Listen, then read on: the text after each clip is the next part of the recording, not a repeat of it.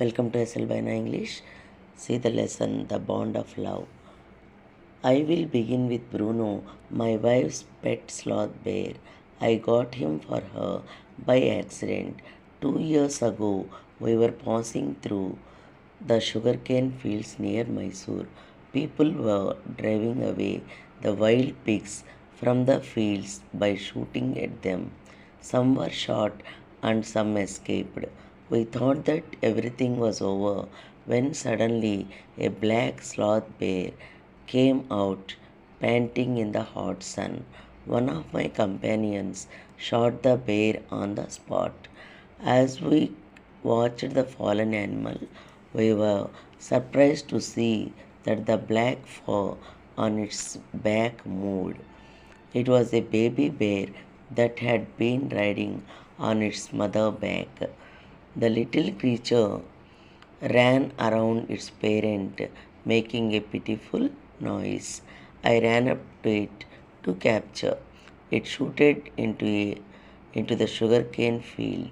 I finally caught the baby bear by holding it in its scruff while it snapped and tried to scratch me with its long hooked claws. We put it in one of the gunny bags we had brought. When I got back to Bangalore, I duly presented it to my wife. She was delighted. She at once put a colored ribbon around its neck, and after discovering the cub was a boy, she named it Bruno. Bruno soon took to drinking milk from a bottle. Within very few days, he started eating and drinking else. Everything else. Everything is the right word, for he ate porridge made from many ingredients, vegetables, fruits, nuts, meats, curry, rice, bread, eggs, chocolates, sweets, pudding, ice cream, etc. He also started drinking milk, tea, coffee, lime juice, aerated water, buttermilk, and in fact, any liquid. Okay.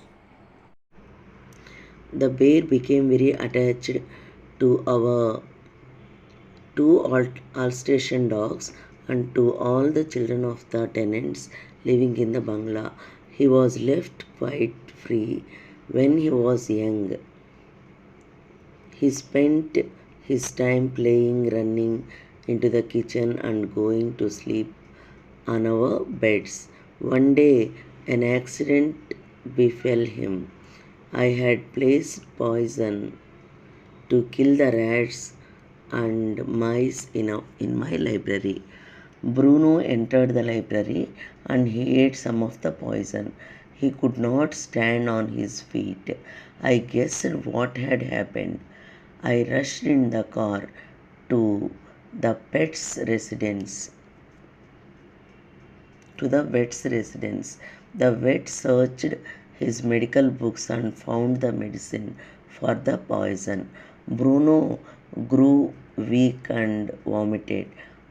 The vet gave 3 shots of injections. After 30 minutes, Bruno looked at us disdainfully, as much as to say, "What's barium carbonate to a big black bear like me?" The months rolled on, and Bruno had grown many times the size he was when he came. He had grown bigger than the Alsatians, but just as sweet, just as mischievous, just as playful. And he was very fond of us. Above all, he loved my wife, and she loved him too. She had changed his name from Bruno to Baba, a Hindustani word signifying a small boy. He could do a few tricks too. At the command Baba Rezil or Babu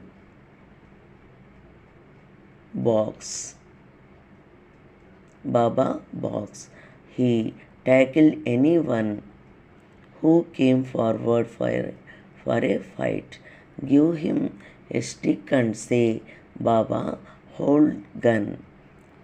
And he pointed the stick at you. Ask him, Baba, where is baby? And he cradled a stump of wood affectionately, which he had carefully kept in his straw bed. But because of the tenant's children, Baba had to be kept chained most of the time. Then, friends, my son and I advised my wife to give Baba to the Jew at Mysore. He was getting too big to keep at home. After some weeks, she accepted at last. Hastily, and before she could change her mind, a letter was written to the curator of the Jew. The superintendent of the Jew sent a cage from Mysore in a lorry, and Baba was packed off. We all missed him greatly, but in a sense we were relieved. My wife was inconsolable. She wept and fretted. For the first few days she would not eat a thing. Then she wrote a number of letters to the curator. How was Baba? Back came the replies. Well, but fretting. He refuses food too.